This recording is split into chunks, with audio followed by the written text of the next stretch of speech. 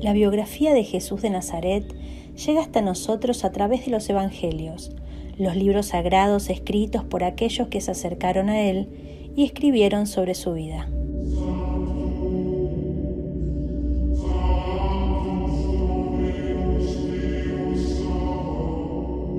En estas escrituras se describe a Jesucristo como un hombre pacífico y alejado de la violencia, una característica bastante común en los años de la dominación del Imperio Romano.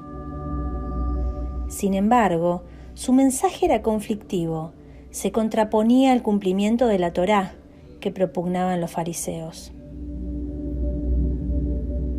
También se distanciaba de las creencias de los esenios y las otras religiones que allí se practicaban.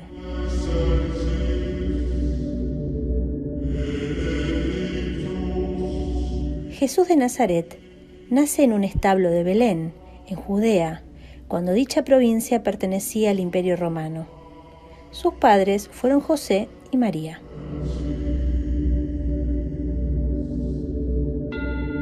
Según conocemos por las Sagradas Escrituras, Jesús fue concebido por obra y gracia del Espíritu Santo. Pues si bien María ya estaba casada con José, la encarnación tuvo lugar antes de que éste la llevara a su casa. Al 6º mes fue enviado por Dios el ángel Gabriel a una ciudad de Galilea, llamada Nazaret, a una virgen desposada con un hombre llamado José, de la casa de David. El nombre de la virgen era María, y entrando le dijo: «Alégrate, llena de gracia, el Señor está contigo». Ella se conturbó por estas palabras y discurría qué significaría aquel saludo. El ángel le dijo: «No temas, María, porque has hallado gracia delante de Dios. Vas a concebir en el seno y vas a dar a luz un hijo, a quien pondrás por nombre Jesús. Él será grande y será llamado Hijo del Altísimo, y el Señor Dios le dará el trono de David, su padre. Reinará sobre la casa de Jacob por los siglos, y su reino no tendrá fin».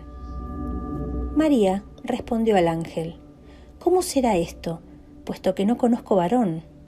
El ángel le respondió: «El Espíritu Santo vendrá sobre ti, y el poder del Altísimo te cubrirá con su sombra.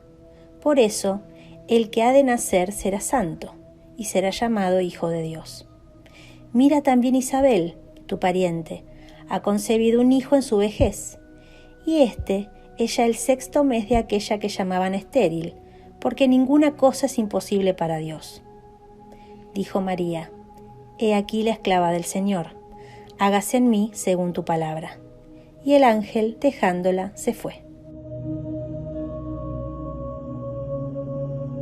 A María se le pide que acepte una verdad jamás enunciada antes. Ella la acoge con sencillez y audacia. Estando María desposada con José, antes de que se consumara el matrimonio, se halló que había concebido por obra del Espíritu Santo. Y José, su marido, siendo un hombre justo y no queriendo difamarla, quiso abandonarla en secreto. Pero mientras pensaba en esto, he aquí que se le apareció en sueños un ángel del Señor diciendo: «José, hijo de David, no temas recibir a María, tu mujer, porque lo que se ha engendrado en ella es del Espíritu Santo. Y dará a luz un hijo, y le pondrás por nombre Jesús, porque él salvará a su pueblo de sus pecados». Y cuando despertó José del sueño, hizo como el ángel del Señor le había mandado, y tomó consigo a su mujer, y la conservó virgen hasta que dio a luz un hijo, y le puso por nombre Jesús. Cuando Zacarías, esposo de Isabel, prima de María, se encontraba en el templo de Jerusalén, fue visitado por el arcángel Gabriel. «No temas, Zacarías, que tu petición ha sido escuchada, y tu mujer Isabel te dará un hijo, a quien llamarás Juan. Te llenará de gozo y alegría, y muchos se alegrarán de su nacimiento». Zacarías dudó, porque tanto él como su esposa eran muy ancianos, y su mujer era estéril. María, luego de la anunciación, fue con prontitud a una ciudad de Judá, a visitar a su prima Isabel, que era ya mayor y estaba embarazada, tal como el ángel le había anunciado. Hoy en día, esa ciudad es identificada como Ein Karem, a 6 kilómetros al oeste de Jerusalén.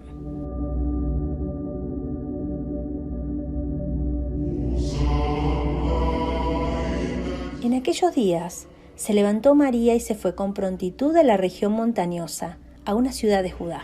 Entró en casa de Zacarías y saludó a Isabel. Y sucedió que en cuanto oyó Isabel el saludo de María, saltó de gozo el niño en su seno, e Isabel quedó llena del Espíritu Santo, y exclamando con gran voz dijo: Bendita tú entre las mujeres, y bendito el fruto de tu seno.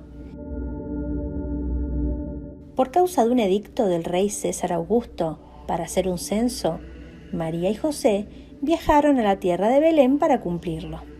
María ya tenía muy avanzado su embarazo, y aún así viajaron por varios días en un burro hasta llegar a su destino, pero no pudieron encontrar ni un solo lugar para poder pasar la noche, pues todo estaba ya ocupado.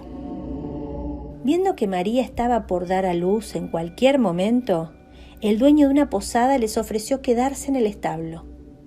María y José entraron en aquel lugar en donde había animales y juntando paja hicieron un pesebre para recibir al niño. Jesús nació en Belén de Judea en tiempos del rey Herodes el Grande y dio a luz a su hijo primogénito. Le envolvió en pañales y le acostó en un pesebre, porque no había lugar para ellos en el mesón. Jesús no fue puesto en un pesebre por accidente. Es un símbolo espiritual importante. Los animales buscan su alimento en el pesebre, pero con Jesús acostado en el heno es símbolo del alimento espiritual. Durante este tiempo, un ángel se apareció a un grupo de pastores que apacentaban a sus ovejas en los campos cerca de Belén, y les dijo que traía buenas nuevas, pues el Mesías, el Salvador del mundo, había nacido. Gloria a Dios en las alturas, y en la tierra paz entre los hombres en quienes Él se complace. Los pastores lo dejaron todo para ir en busca del bebé, ya que el ángel les dijo que lo encontrarían durmiendo en un pesebre. Tanto, unos magos de Oriente se presentaron en Jerusalén preguntando: ¿Dónde está el rey de los judíos que ha nacido? Porque hemos visto salir su estrella y venimos a adorarlo. La palabra magos viene del griego magoi, que designa hombres de clases educadas varias. También proviene del persa maguya, que significa sacerdote. Ellos eran de nacimiento noble, educados, ricos e influyentes. Eran los filósofos, los consejeros de la realeza, entendidos en toda la sabiduría del antiguo Este, refiriéndose a una casta de sacerdotes persas o babilonios, que estudiaban las estrellas en su deseo de buscar a Dios. Estudiaron las escrituras hebreas y allí encontraron una transcripción más clara de la verdad, en particular las profecías mesiánicas del Antiguo Testamento.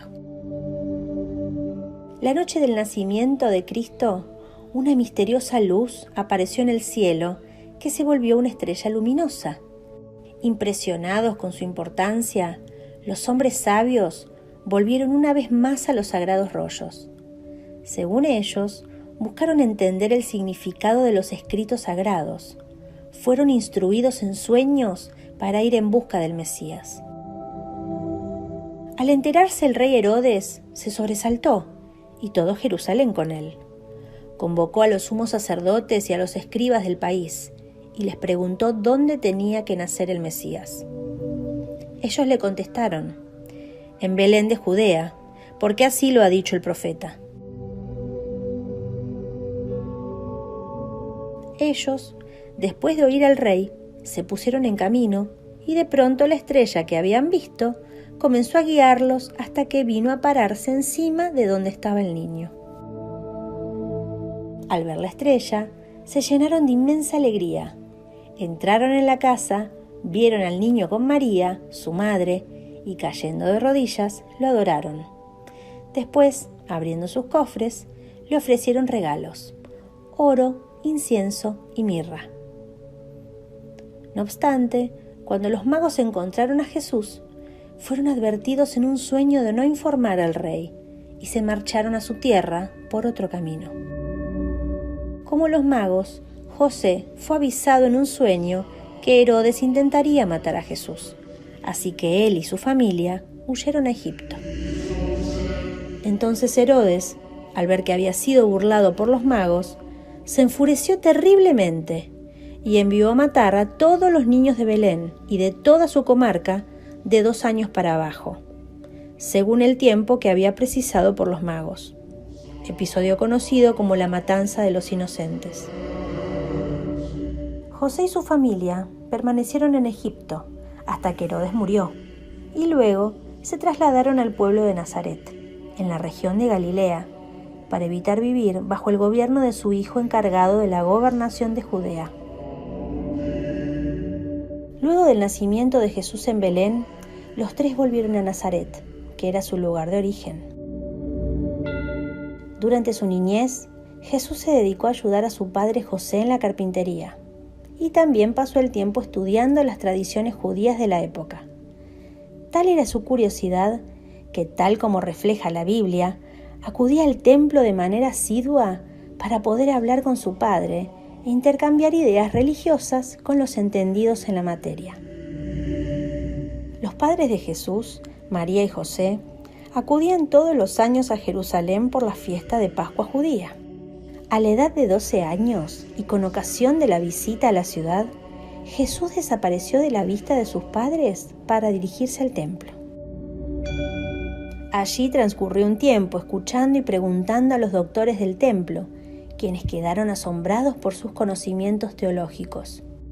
Creyendo que estaría en la caravana, José y María hicieron un día de camino y le buscaron entre los parientes y conocidos, pero al no encontrarle, volvieron a Jerusalén en su búsqueda. Tardaron 3 días en encontrarlo, y al hacerlo, María le expresó la preocupación que le había causado a ella y a José, a lo que Jesús respondió: ¿Por qué me buscabais? ¿No sabíais que debía estar en las cosas de mi Padre? Es la primera ocasión en la que Jesús muestra lo que será su actividad de predicación, el diálogo con los demás, en vez de la mera transmisión de las normas. Jesús progresaba en sabiduría, en estatura y en gracia ante Dios y ante los hombres. Un dato importantísimo en este planteamiento es cómo afrontó Jesús su muerte, porque pudo evitarla fácilmente. Quien haya estado en Jerusalén sabe que del Monte de los Olivos al desierto se tarda muy poco. Jesús podría haber huido, haber desaparecido, pero en vez de evitar su muerte, la afrontó.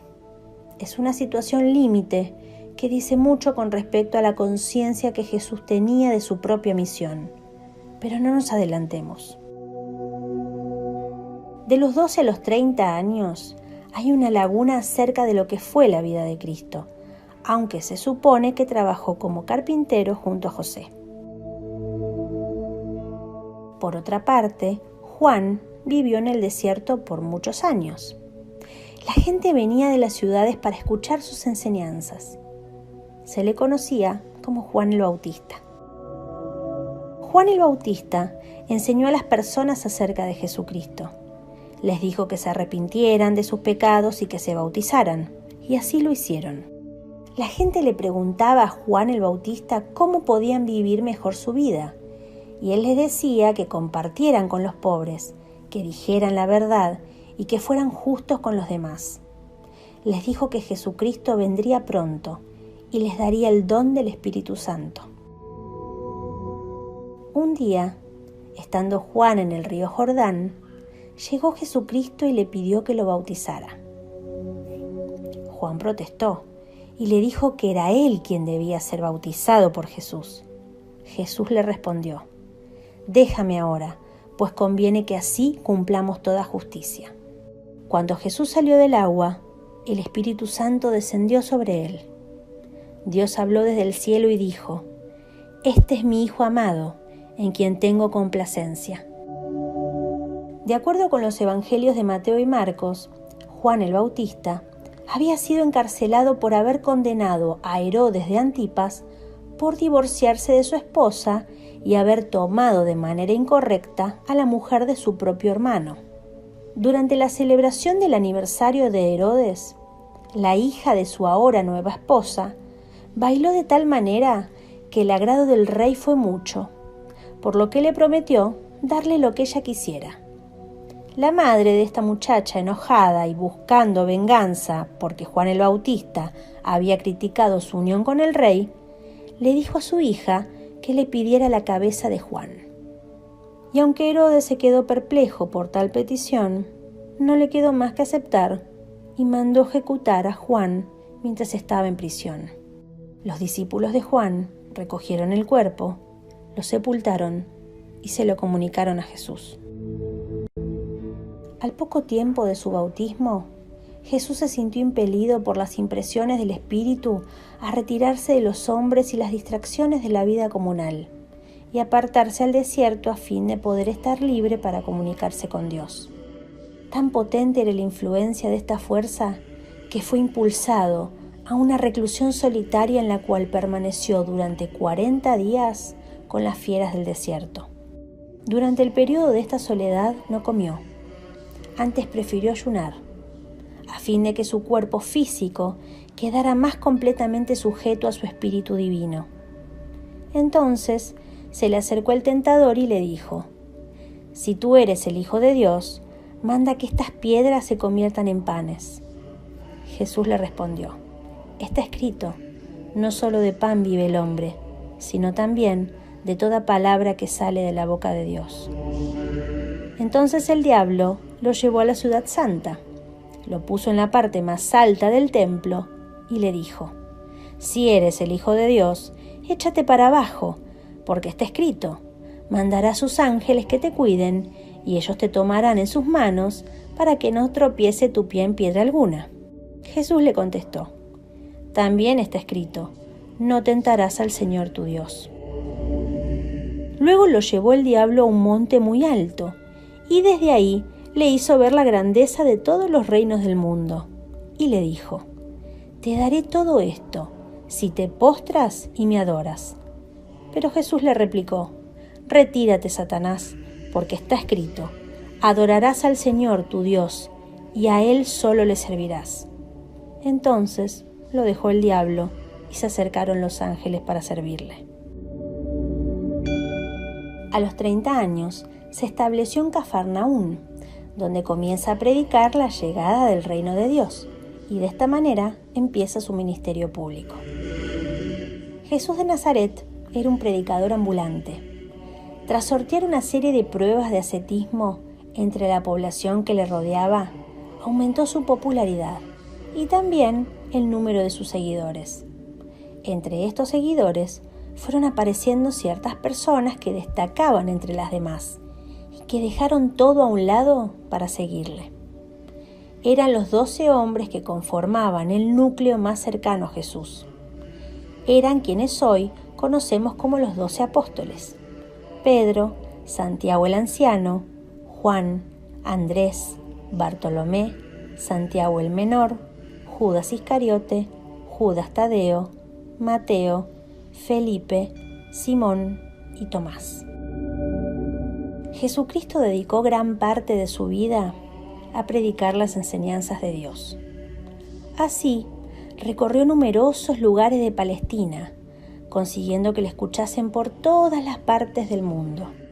¿Cómo podía mover tantas masas? Jesús de Nazaret hablaba y predicaba con parábolas, que eran hechos que llegaban al sentido del ser humano, para hacerles reflexionar. En aquel tiempo vio Jesús a una gran multitud y tuvo compasión de ellos, porque eran como ovejas que no tienen pastor, y comenzó a enseñarles muchas cosas. Y como fuese muy tarde, llegaron a él sus discípulos y le dijeron: «Este lugar es desierto y la hora es ya pasada. Despídelos para que se vayan a las granjas y aldeas de la comarca a comprar de comer». Y él les respondió: «Dadle vosotros de comer». Y le dijeron: «¿Es que vamos a comprar 200 denarios de pan para darles de comer?». Él les contestó: «¿Cuántos panes tenéis? Id a verlo». Y habiéndolo visto, dijeron: 5 y 2 peces. Entonces les mandó que se acomodaran todos por grupos de comensales sobre la hierba verde. Y tomando los 5 panes y los 2 peces, y levantando los ojos al cielo, bendijo, partió los panes y los dio a sus discípulos para que los distribuyeran. También partió los 2 peces para todos. Comieron todos hasta que quedaron satisfechos. Y recogieron 12 cestas llenas de los trozos que sobraron de los panes y de los peces. Los que comieron eran 5.000 hombres.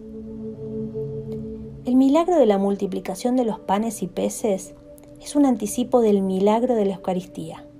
Jesús satisface las necesidades del ser humano, la material para vivir aquí y la espiritual para vivir en la eternidad.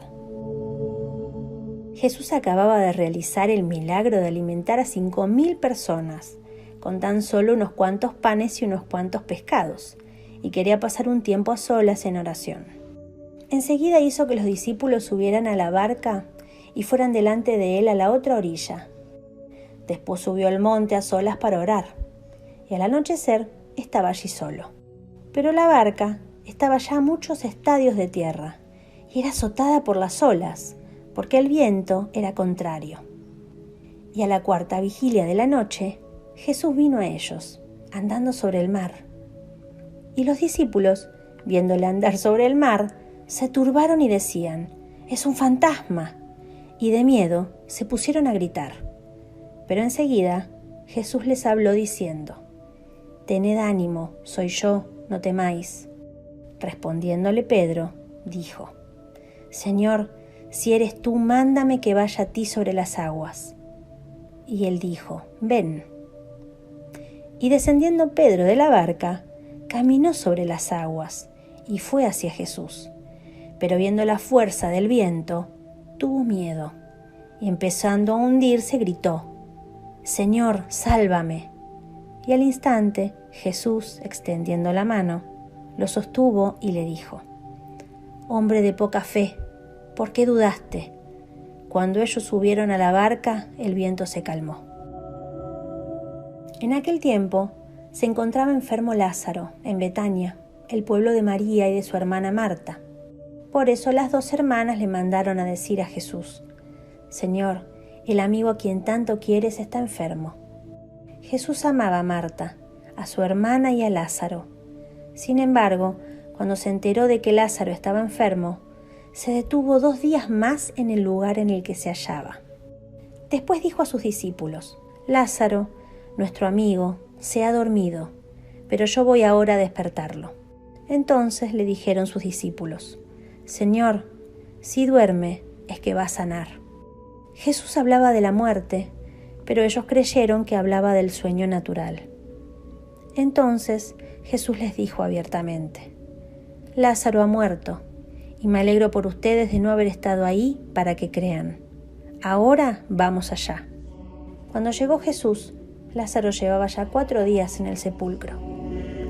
Betania quedaba cerca de Jerusalén, como a unos 2,5 kilómetros, y muchos judíos se habían ido a ver a Marta y María para consolarlas por la muerte de su hermano. Apenas oyó Marta que Jesús llegaba, salió a su encuentro, pero María se quedó en casa. Le dijo Marta a Jesús: «Señor, si hubieras estado aquí, no habría muerto mi hermano. Pero aún ahora estoy segura de que Dios te concederá cuanto le pidas». Jesús dijo: «Tu hermano resucitará». Marta respondió: «Ya sé que resucitará en la resurrección del último día». Jesús le dijo: «Yo soy la resurrección y la vida. El que cree en mí no morirá para siempre. ¿Crees tú esto?». Ella le contestó: «Sí, Señor, creo firmemente que tú eres el Mesías, el Hijo de Dios, el que tenía que venir al mundo». Después de decir estas palabras, fue a buscar a su hermana María y le dijo en voz baja: «Ya vino el Maestro y te llama». Al oír esto, María se levantó en el acto y salió hacia donde estaba Jesús. Los judíos estaban con Marta en la casa, consolándola. Viendo que ella se levantaba y salía deprisa, pensaron que iba al sepulcro para llorar allí y la siguieron. Cuando llegó María donde estaba Jesús, al verlo, se echó a sus pies y le dijo: «Señor, si hubieras estado aquí, no habría muerto mi hermano». Jesús, al verla llorar y al ver llorar a los judíos que la acompañaban, se conmovió hasta lo más hondo y preguntó: «¿Dónde lo han puesto?». Le contestaron: «Ven, Señor, y lo verás». Jesús se puso a llorar y los judíos comentaban: «De veras, cuánto lo amaba». Algunos decían: «¿No podía este, que abrió los ojos al ciego de nacimiento, hacer que Lázaro no muriera?». Jesús, profundamente conmovido todavía, se detuvo ante el sepulcro, que era una cueva sellada con una losa. Entonces dijo: «Quiten la losa». Pero Marta, la hermana del que había muerto, le replicó: «Señor, ya huele mal porque lleva 4 días». Le dijo Jesús: «¿No te he dicho que si crees verás la gloria de Dios?». Entonces quitaron la piedra. Jesús levantó los ojos a lo alto y dijo: «Padre, te doy gracias porque me has escuchado. Yo ya sabía que tú siempre me escuchas, pero lo he dicho a causa de esta muchedumbre que me rodea, para que crean que tú me has enviado». Luego gritó con voz potente: «Lázaro, sal de ahí». Y salió el muerto, atado con vendas en las manos y los pies, y la cara envuelta en un sudario. Jesús les dijo: «Desátenlo para que pueda andar». Muchos de los judíos que habían ido a casa de Marta y María, al ver lo que había hecho Jesús, creyeron en él.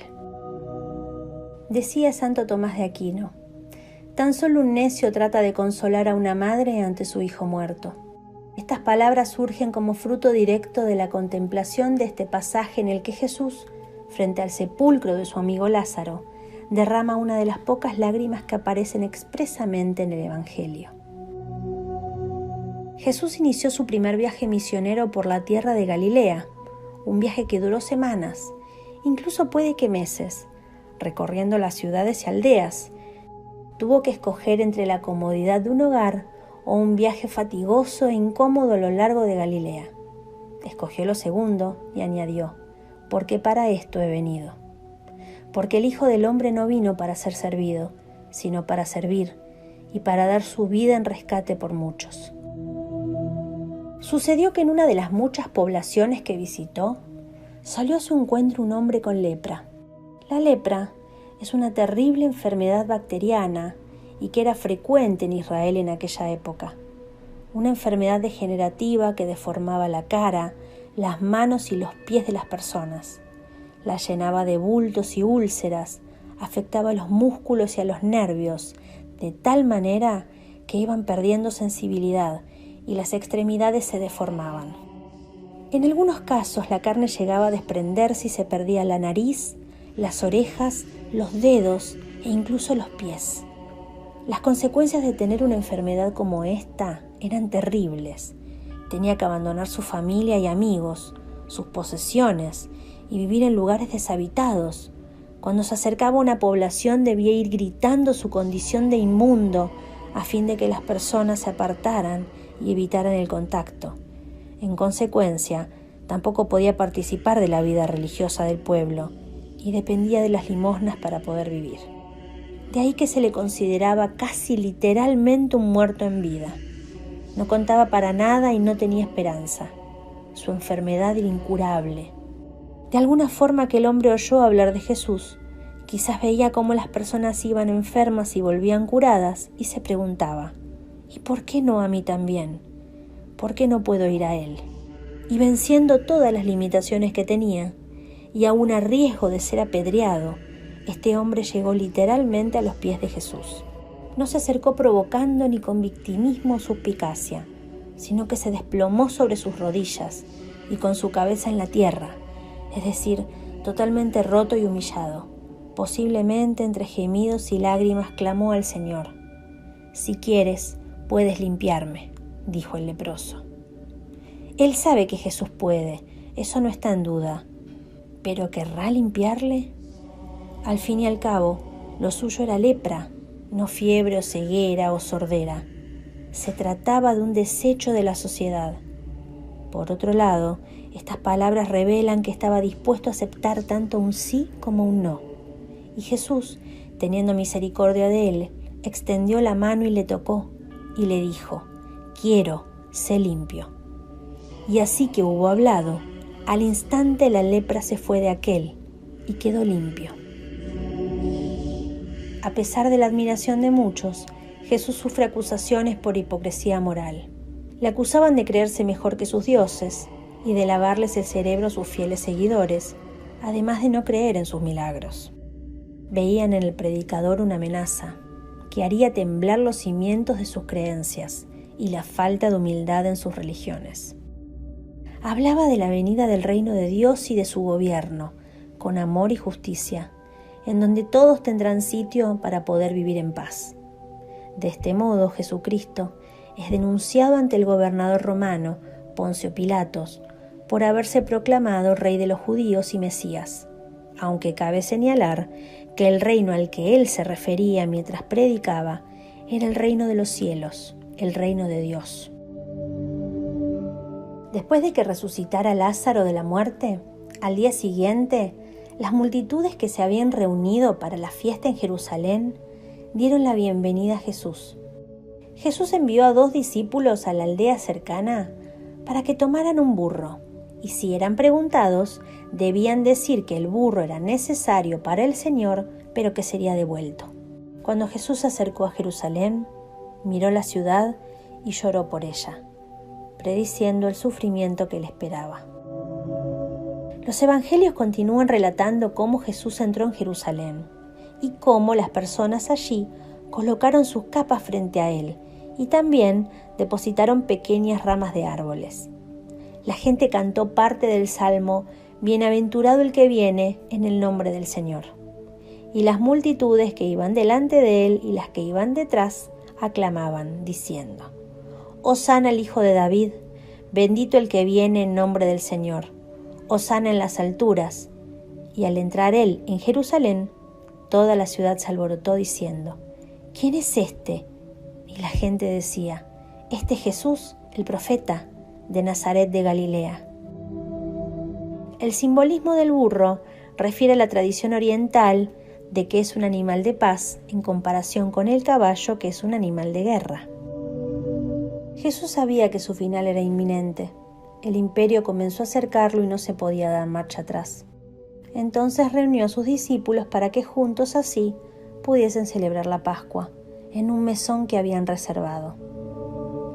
A esta reunión para compartir el pan y el vino antes de su muerte se la llamó la Última Cena y fue celebrada en la noche del Jueves Santo antes de la crucifixión el Viernes Santo. Bajo el peso de una emoción profunda les dijo: «Cuánto he deseado comer con vosotros esta Pascua antes que padezca, porque os digo que no la comeré más hasta que se cumpla en el reino de Dios». Luego se humilló y, sabiendo que era Señor del cielo y tierra, quiso enseñar a sus discípulos el valor de la humildad y del servicio. Y aunque había amado a sus discípulos, los amó hasta el extremo. Se levantó de la mesa y se quitó el manto. Tomó una toalla y se la ciñó a la cintura. Después tomó una palangana llena de agua y comenzó a lavar los pies a los discípulos. Era costumbre entre los judíos lavarse los pies al entrar en casa, ya que iban en sandalias o descalzos y los caminos eran de tierra. Además, era un signo de acogida cuando llegaba un invitado, y los criados y siervos lavaban los pies a los invitados al entrar en casa. Por eso, cuando llegó al sitio donde estaba Pedro, éste quería negarse, ya que admiraba demasiado a su maestro, al que había reconocido como Dios. No podía entender que Jesús le lavara los pies como si fuera un siervo o un criado. Pedro le dijo: «Señor, ¿tú lavarme los pies a mí? De ninguna manera». Jesús le miró y le contestó: «Lo que yo hago ahora, tú no lo entiendes, lo entenderás más tarde». Pedro le volvió a decir: «Jamás me lavarás los pies». Entonces Jesús le dijo: «Si yo no te lavo los pies, no puedes ser mi discípulo y ya no serás amigo mío». Entonces Pedro contestó: «Señor, en tal caso no solo los pies, lávame también las manos y la cara». Jesús le dijo: «No es necesario, Pedro, vosotros estáis limpios, aunque no todos. Después de lavarles los pies, se puso el manto, se sentó a la mesa y les dijo: ¿comprendéis lo que he hecho con vosotros? Yo os he dado ejemplo para que vosotros hagáis lo mismo. Os aseguro que el criado no es más que su amo, ni el enviado más que quien lo envía. Ahora ya lo sabéis, y si hacéis esto, seréis felices. Cuando estaban cenando, les dijo: uno de vosotros que come conmigo me traicionará. Todos se asustaron y entristecidos le preguntaron uno tras otro: Señor, ¿soy yo? ¿Soy yo? Jesús les dijo: es uno que mete su mano conmigo en el plato. Yo debo ir por el camino que mi Padre me ha destinado. Pero ay del hombre que traiciona al Hijo de Dios. Le sería mejor no haber nacido. Jesús mojó el pan y se lo dio a Judas Iscariote. Lo que vas a hacer, hazlo pronto. Judas tomó el bocado y salió enseguida. Era de noche. Mientras estaban sentados a la mesa, tomó Jesús pan y pronunció la acción de gracias.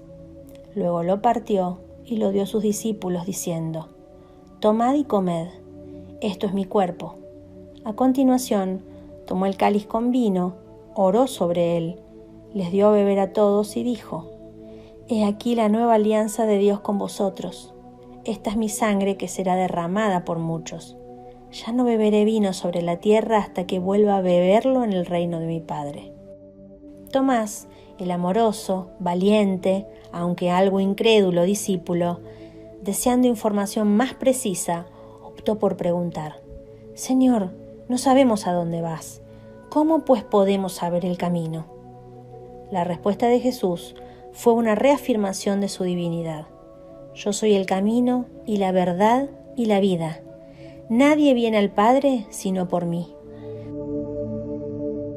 Al aproximarse la hora de la fiesta de la Pascua anual, los principales sacerdotes, escribas y ancianos del pueblo, en una palabra, el Sanedrín, y toda la jerarquía sacerdotal, conspiraron sobre la mejor manera de tomar preso a Jesús y condenarlo a muerte. En una de estas reuniones, efectuada en el palacio del sumo sacerdote Caifás, se determinó aprehender a Jesús calladamente, de ser posible, pues el resultado probable de su arresto en público sería un alboroto entre el pueblo. Los oficiales especialmente temían un tumulto entre los galileos por la prominencia de Jesús y muchos de los cuales se hallaban presentes en Jerusalén. En ocasiones anteriores habían resultado infructuosos sus esfuerzos por aprehender a Jesús. En esta oportunidad, la llegada de un aliado inesperado infundió ánimo y aliento a su malvado complot. Judas Iscariote, uno de los 12, solicitó una audiencia con estos principales de los judíos y vilmente ofreció traicionar a su Señor. ¿Qué me queréis dar?, les preguntó, y ellos le asignaron 30 piezas de plata. Luego de la cena, cantaron el himno de alabanza a Dios y salieron juntos pasando por la puerta de la ciudad y entraron en un olivar conocido como el Getsemaní, en una de las laderas del Monte de los Olivos.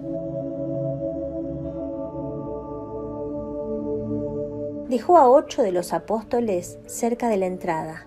Acompañado de Pedro, Santiago y Juan, caminó un poco más adelante y no tardó en sentir una profunda tristeza, que hasta cierto grado parece que a él mismo le causó sorpresa, pues comenzó a entristecerse y a angustiarse en gran manera.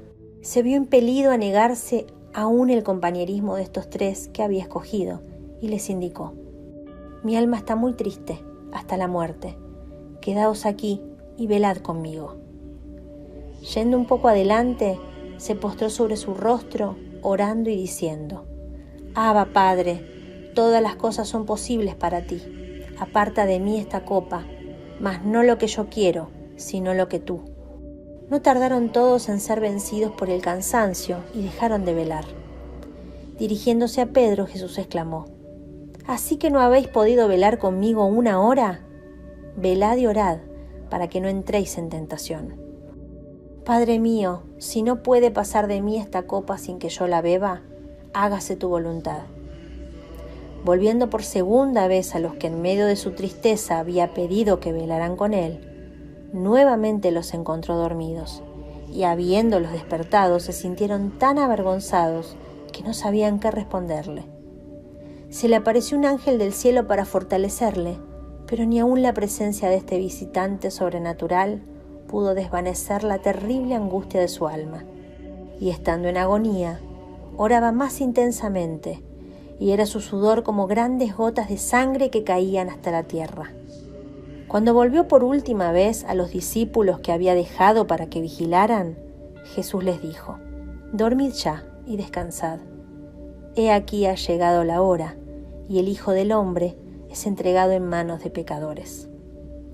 No tenía objeto seguir vigilando, pues ya se veían en la distancia las antorchas. Al lado de los 11, el Señor tranquilamente esperó la llegada del traidor. El malvado Iscariote se acercó y con una manifestación hipócrita de cariño dijo: «Salve, Maestro», y profanó la sagrada faz del Señor con un beso. Judas, ¿con un beso entregas al Hijo del Hombre? Entonces, aplicándole el título con el cual había honrado a los otros apóstoles, el Señor dijo: «Amigo, haz aquello para lo cual has venido».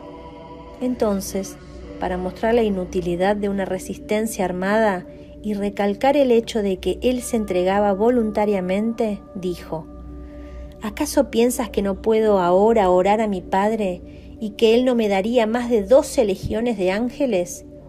Pero ¿cómo entonces se cumplirían las Escrituras de que es necesario que así se haga?» Sin consideración a su porte sumiso, lo ataron con cuerdas y preso, Jesús fue llevado de allí.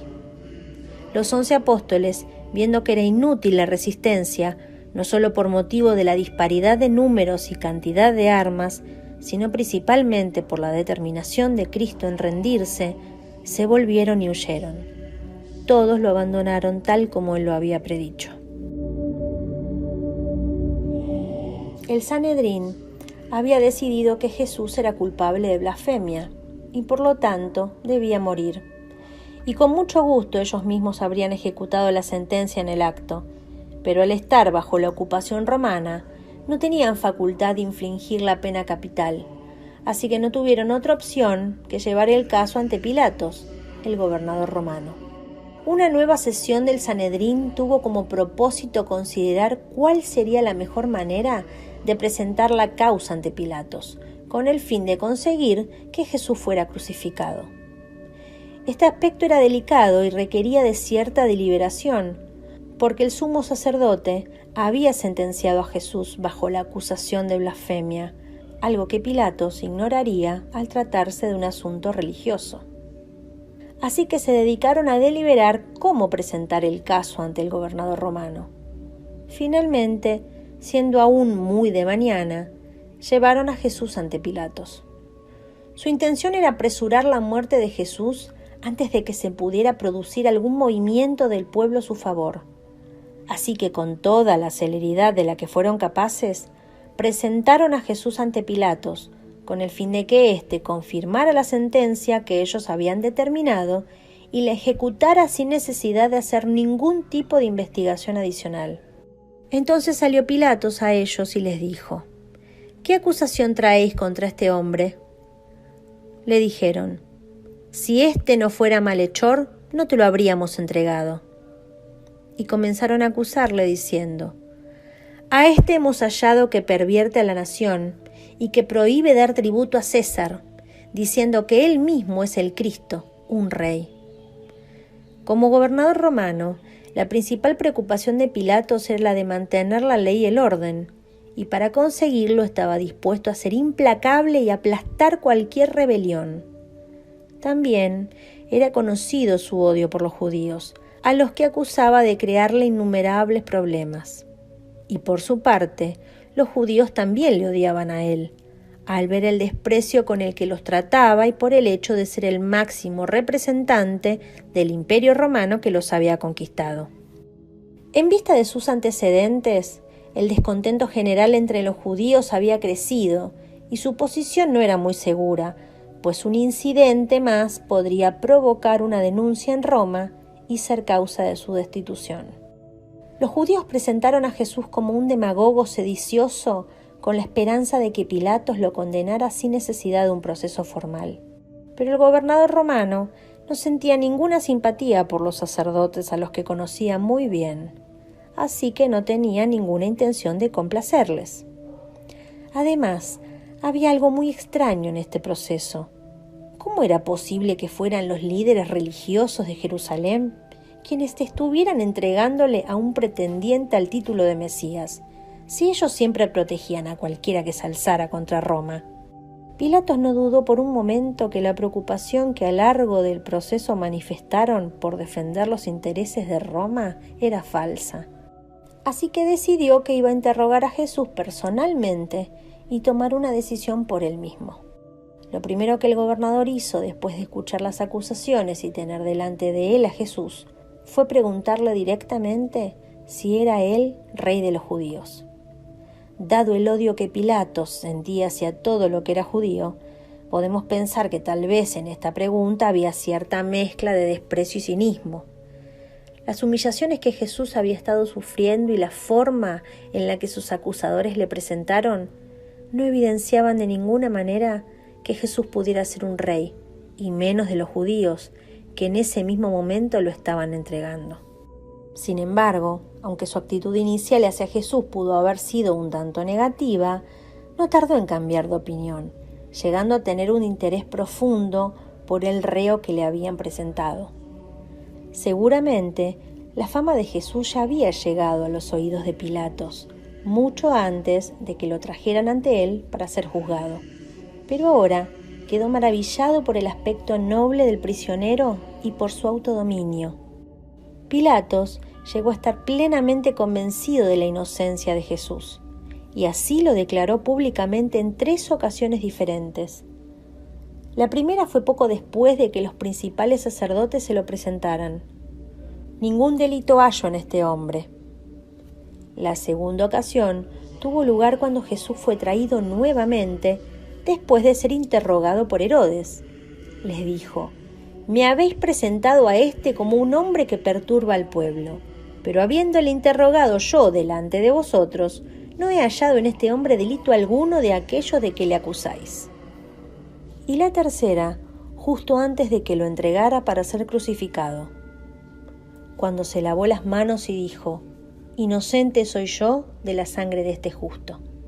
Además, intentó evitar juzgar y condenar a Jesús de diferentes maneras. Primero, cuando se enteró de que Jesús era galileo y que por lo tanto pertenecía a la jurisdicción de Herodes, se lo envió para que él lo interrogase y se hiciera cargo del reo, aunque Herodes mandó a Jesús nuevamente a Pilatos sin haberlo sentenciado.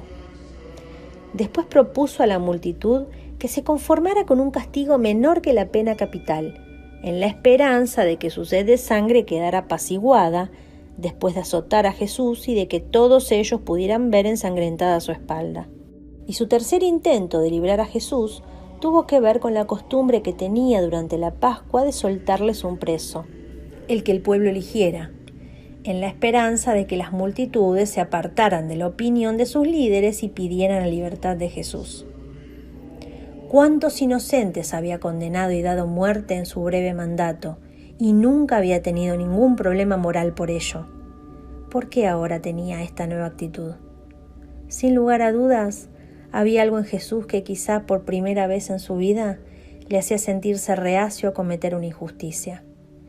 Pero a pesar de la convicción que tenía de la inocencia de Jesús, sin embargo, la forma en la que los principales sacerdotes presentaron su acusación contra Jesús, diciendo que afirmaba ser el rey de los judíos, tenía connotaciones políticas muy graves que el gobernador no tenía más remedio que juzgar si quería mantenerse en su puesto. Porque aunque Roma reconocía a reyes regionales, como Herodes, sin embargo estos debían ser legitimados por el emperador. Un rey sin esa legitimación era un rebelde que amenazaba la paz romana y por consiguiente debía ser reo de muerte. Así que Pilatos no tuvo más remedio que interrogar a Jesús directamente sobre este asunto. Entonces Pilatos volvió a entrar en el pretorio y llamó a Jesús y le dijo: «¿Eres tú el rey de los judíos?». Jesús le respondió: ¿dices tú esto por ti mismo o te lo han dicho otros de mí? Pilato le respondió: ¿soy yo acaso judío? Tu nación y los principales sacerdotes te han entregado a mí. ¿Qué has hecho? Respondió Jesús: mi reino no es de este mundo. Si mi reino fuera de este mundo, mis servidores pelearían para que yo no fuera entregado a los judíos. Pero mi reino no es de aquí. Le dijo entonces Pilato: ¿luego eres tú rey? Respondió Jesús: tú dices que yo soy rey. Yo para esto he nacido y para esto he venido al mundo, para dar testimonio a la verdad. Todo aquel que es de la verdad oye mi voz. Le dijo Pilatos: ¿qué es la verdad? Y cuando hubo dicho esto, salió otra vez a los judíos y les dijo: yo no hallo en él ningún delito. Esta confesión puso a Pilatos ante una situación comprometida. Por un lado, el acusado reivindicaba su realeza, algo que el gobernador romano debería castigar con la pena de muerte. Pero por otro lado, percibía que ese reino del que Jesús hablaba no se correspondía con el concepto clásico de los reinos de esta tierra. No es difícil imaginarse por qué se maravilló Pilatos. Él había juzgado a muchas personas que en su comparecencia habían hecho esfuerzos desesperados para demostrar su inocencia. Pero en contraste, Jesús, lejos de ser el sedicioso peligroso que los líderes judíos habían querido hacerle creer, manifestaba en todo momento una actitud serena y noble. Su actitud dejaba fuera de toda duda que él no era un rebelde o un criminal. Pilatos quedó muy impresionado por la persona de Cristo y llegó a estar convencido de su inocencia. Pero aún así, sabemos que finalmente cedió a la voluntad de los líderes judíos, escogiendo unos años más de poder en lugar del camino de la verdad y la justicia que percibía con toda claridad. Paralelamente, un reo estaba encarcelado por haber participado en un motín, en el que se había cometido un homicidio, de nombre Barrabás. La pena para su crimen habría sido la crucifixión, pero según las escrituras de los evangelios, habría existido una tradición que permitiría o requeriría que Pilatos indultara a un preso sentenciado a muerte durante la Pascua mediante aclamación popular. Pilatos le pidió a los asistentes del juicio que escogieran quién debía ser absuelto: Jesús, un supuesto Mesías, o Barrabás, un bandido vulgar. El pueblo judío gritó sin parar que debían perdonar a Barrabás. Y crucificó a Jesús bajo la acusación de ser el rey de los judíos, tal como figuró en su causa escrita sobre la cruz. Pilato vio su propia seguridad en peligro y decidió entregar a Jesús, a pesar de que sabía que estaba cometiendo una injusticia. De este modo, Pilato se ha convertido en un símbolo tradicional de la vileza y de la sumisión a los bajos intereses de la política. En medio del proceso, se produjeron diversas torturas y burlas por parte de los soldados romanos y de los esbirros del Sanedrín. Fue exhibido ante la multitud, despojado de sus ropas y atado a una columna, donde fue sometido a todo tipo de improperios, entre ellos la flagelación y la coronación de espinas.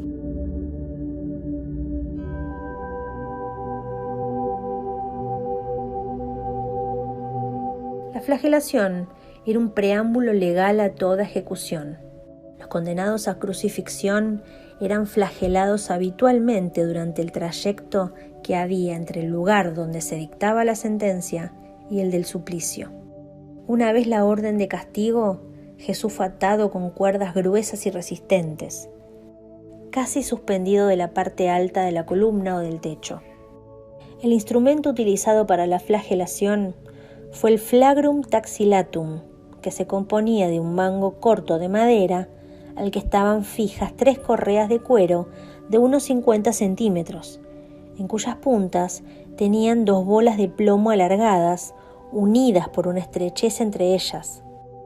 El número de latigazos, según la ley hebrea, era de 40, pero ellos, por escrúpulos de sobrepasarse, daban siempre 39. Pero Jesús fue flagelado por los romanos, en dependencia militar romana, es decir, según la costumbre romana, cuya ley no limitaba el número. Solo estaban obligados a dejar a Jesús con vida, por 2 razones.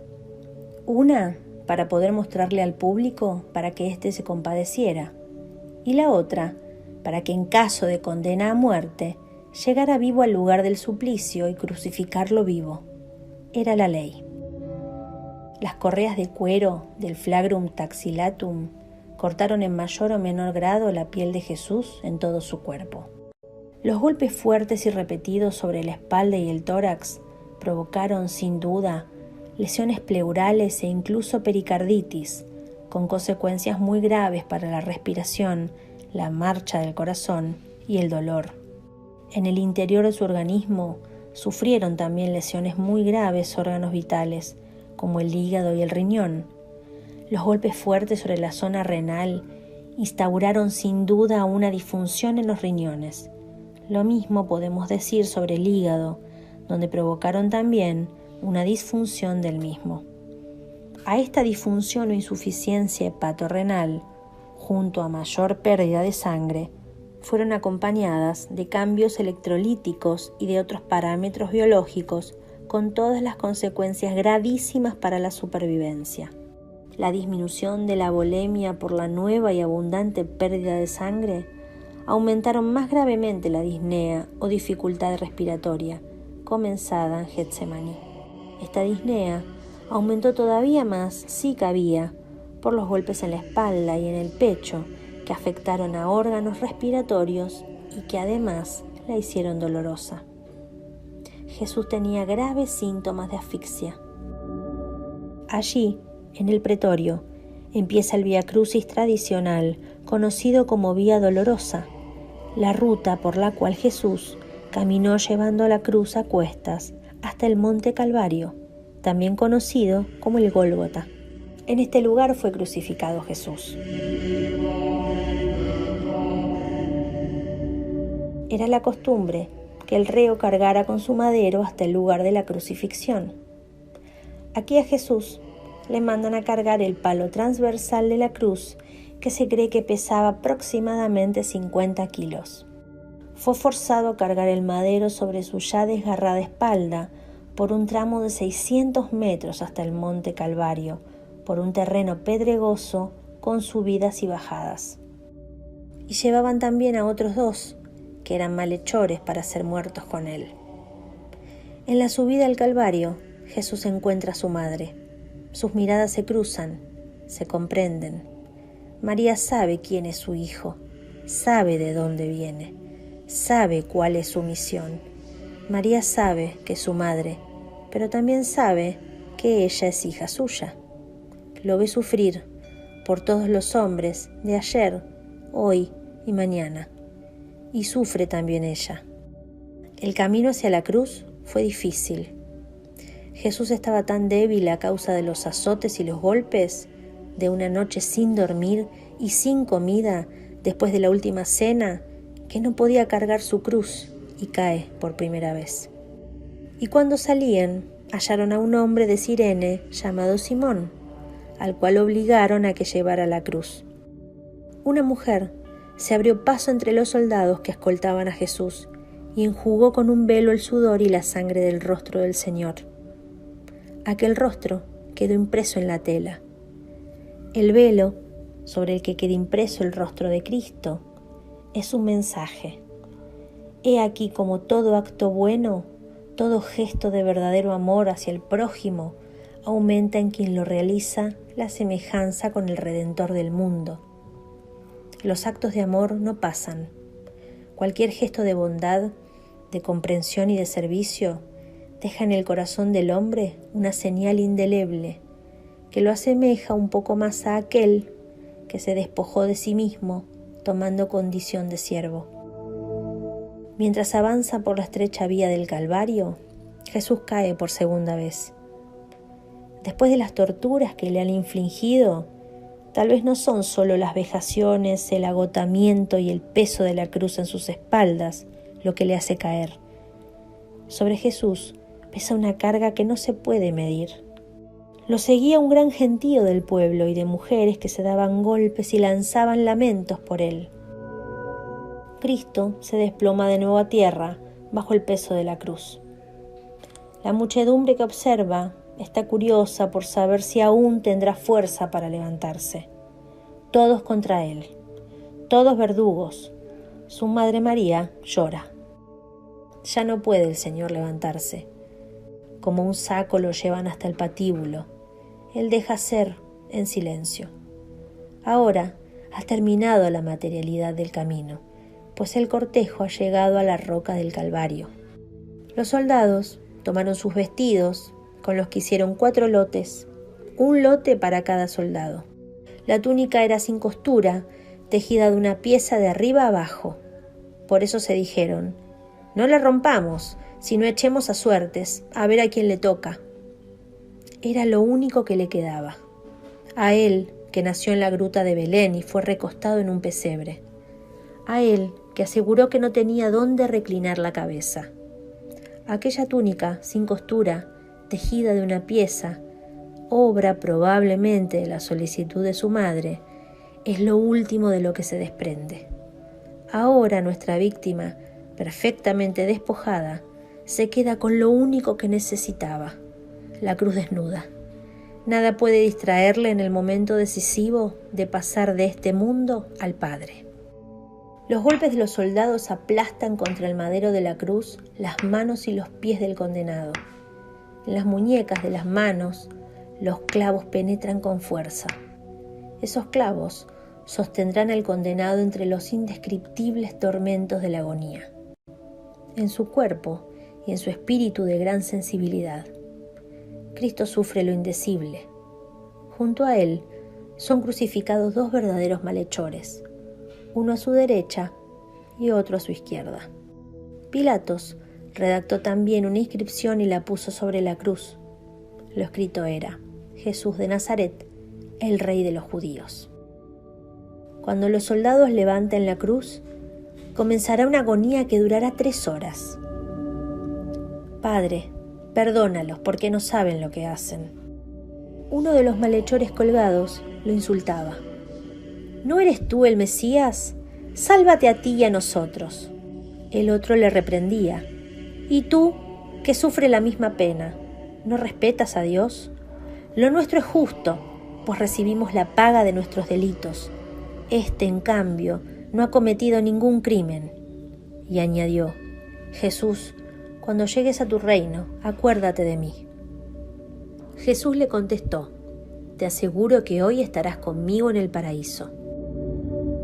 A los pies de la cruz estaba la madre, y a su lado el discípulo Juan Evangelista. Jesús dijo: mujer, ahí tienes a tu hijo.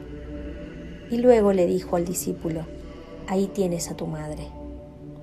Y desde aquella hora el discípulo la acogió en su casa. Jesús, al morir, quiere que el amor maternal de María abrace a todos por los que Él da la vida, a toda la humanidad. Después Jesús añade: Dios mío, ¿por qué me has abandonado?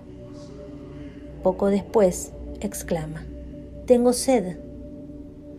Había allí un recipiente lleno de vinagre. Empaparon en él una esponja, la ataron a una rama de hisopo y se la acercaron a la boca. Después de beber el vinagre, dijo Jesús: todo se ha cumplido.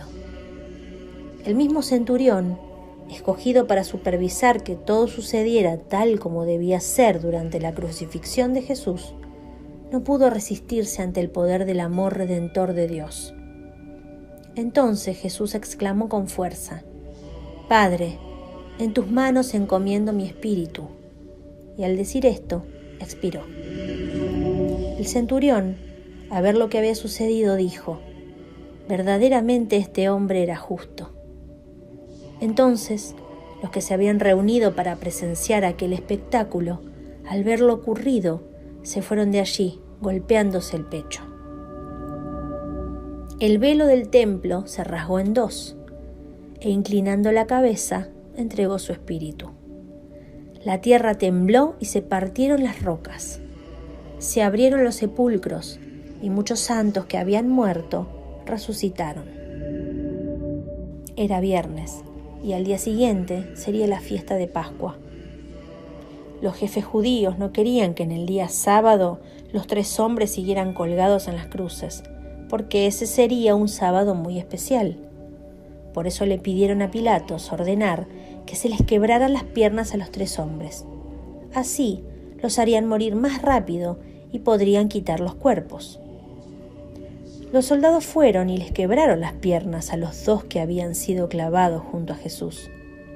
Cuando llegaron a Jesús, se dieron cuenta de que ya había muerto. Por eso no le quebraron las piernas. Sin embargo, uno de los soldados atravesó con una lanza el costado de Jesús y enseguida salió sangre y agua. Al anochecer llegó un hombre rico de Arimatea, llamado José, que era también discípulo de Jesús. Este acudió a Pilatos a pedirle el cuerpo de Jesús, y Pilatos mandó que se lo entregaran. Antes de ser puesto en la tumba, Jesús fue entregado finalmente a su madre. Postrada ante el cuerpo de Jesús, María se encadena a él en un abrazo total. Es desgarrador, pero demuestra que la muerte no quiebra el amor, porque el amor es más fuerte que la muerte. El amor puro es perdurable. El amor no se ha truncado. En esta trágica entrega se mezclan lágrimas y sangre, como en la vida de nuestras familias, atribuladas a veces por pérdidas imprevistas y dolorosas, creando un vacío insalvable. Cuando Jesús es colocado en el sepulcro, parece que todo ha terminado. Se corrió la piedra, parece todo acabado. Sin embargo, es el comienzo de todas las dedicaciones, de todas las esperanzas. Es el momento en que todo comienza. Con la deposición del cuerpo sin vida de Jesús en el sepulcro, a los pies del Gólgota, la Iglesia inicia la vigilia del Sábado Santo. María conserva en lo profundo de su corazón y medita la pasión del Hijo. Esta vigilia acabará con el encuentro en el sepulcro vacío del Salvador. Entonces el sepulcro, testigo mudo de la resurrección, hablará. La losa levantada, el interior vacío, las vendas por tierra, será lo que verá Juan, llegado al sepulcro junto con Pedro. Vio y creyó. Y con él creyó la Iglesia, que desde aquel momento no se cansa de transmitir al mundo esta verdad fundamental de su fe. Cristo ha resucitado de entre los muertos, primicia de todos los que han muerto. El sepulcro vacío es signo de la victoria definitiva, de la verdad sobre la mentira, del bien sobre el mal, de la misericordia sobre el pecado, de la vida sobre la muerte. El sepulcro vacío es signo de la esperanza que no defrauda. Nuestra esperanza está llena de inmortalidad.